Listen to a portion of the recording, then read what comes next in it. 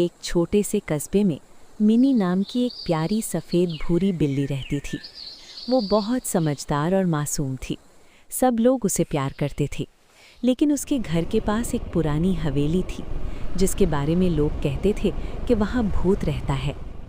एक रात मिनी अपने बिस्तर पर सो रही थी, तभी उसे लगा जैसे कोई उसे देख रहा है।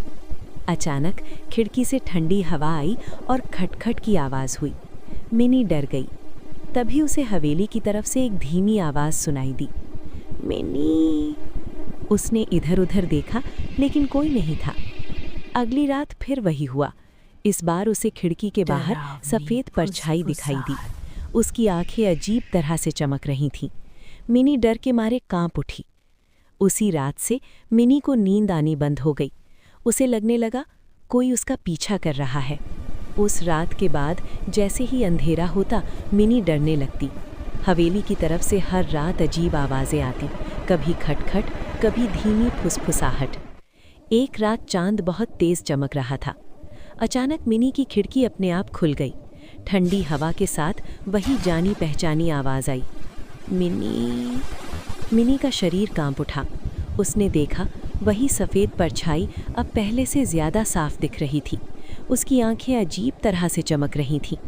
डर के मारे मिनी पीछे हटी, लेकिन दरवाज़ा अपने आप बंद हो गया। कमरे का तापमान अचानक बहुत ठंडा हो गया। दीवारों पर अजीब सी परछाइयाँ नाचने लगीं। तभी फर्श पर छोटे छोटे पंजों जैसी आवाज़ें आने लगीं, जैसे कोई अदृश्य चीज़ उसके चारों ओर घूम रही हो। मिनी की सांसें तेज़ हो गईं। तभी शीशे में उसे अपना अक्स दिखा, लेकिन उसके पीछे कोई और खड़ा था। मिनी ने पलट कर देखा, वही भयानक भूत अब कई गुना बड़ा और डरावना बन चुका था। कमरा हिलने लगा, दीवारों से काली परछाइयाँ निकलने लगीं और शीशे में अब सिर्फ एक ही चीज़ दिख रही थी। अब मिनी डर कर भागना नहीं चाहती थी, वो सच्चाई जानना चाहती थी। सुबह होते ही वो चुपके से उस पुरानी हवेली की तरफ निकल पड़ी। हवेली का दरवाज़ा बहुत पुराना था। जैसे ही उसने उसे धक्का दिया, क्री डरावनी आवाज़ के साथ दरवाज़ा खुल गया। अंदर घुप अंधेरा था। अचानक दरवाज़ा अपने आप ज़ोर से बंद हो गया। मिनी डर गई। सीढ़ियों से खट-खट की आवाज़ आने लगी। वो डरते डरते ऊपर गई। ऊपर एक अजीब कमरा था। टूटा शीशा, जली मोमबत्तियाँ और दीवारों पर डरावने निशान। तभी उसके सामने एक छोटी बिल्ली की आत्मा प्रकट हुई। रोती हुई वो बोली, मुझे यहाँ कैद कर लिया गया है, सिर्फ तुम मुझे आज़ाद कर सकती हो। मिनी ने कांपते हुए पूछा, कैसे?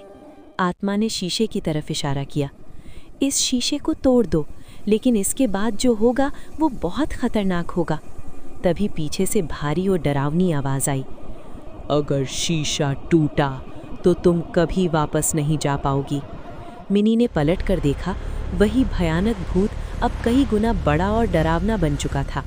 कमरा हिलने लगा, दीवारों से काली परछाइयाँ निकलने लगीं और शीशे में अब सिर्फ एक ही चीज़ दिख रही थी, मिनी की डर से भरी आंखें और उनके पीछे खड़ा वो भयानक भूत।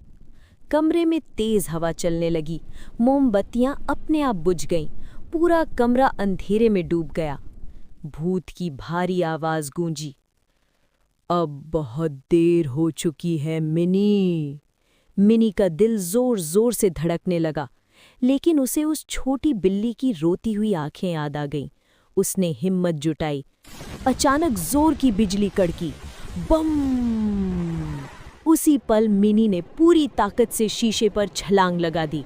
छन! शीशा हजारों टुकड़ों में टूट गया। पूरा कमरा तेज सफेद रोशनी से भर गया। भूत जोर से चीखा, नहीं! काली परछाइयाँ हवा में घुलने लगी। भूत धीरे धीरे गायब होने लगा।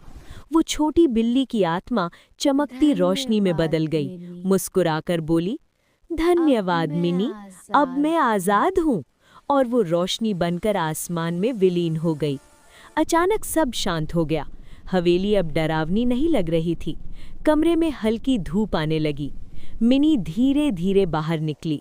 उस दिन के बाद हवेली से फिर कभी कोई डरावनी आवाज़ नहीं आई। लेकिन कुछ रातों में जब हवा तेज चलती है तो दूर से एक बहुत धीमी आवाज़ सुनाई देती है, मिनी। और खिड़की पर हल्के से पंजों के निशान दिख जाते हैं।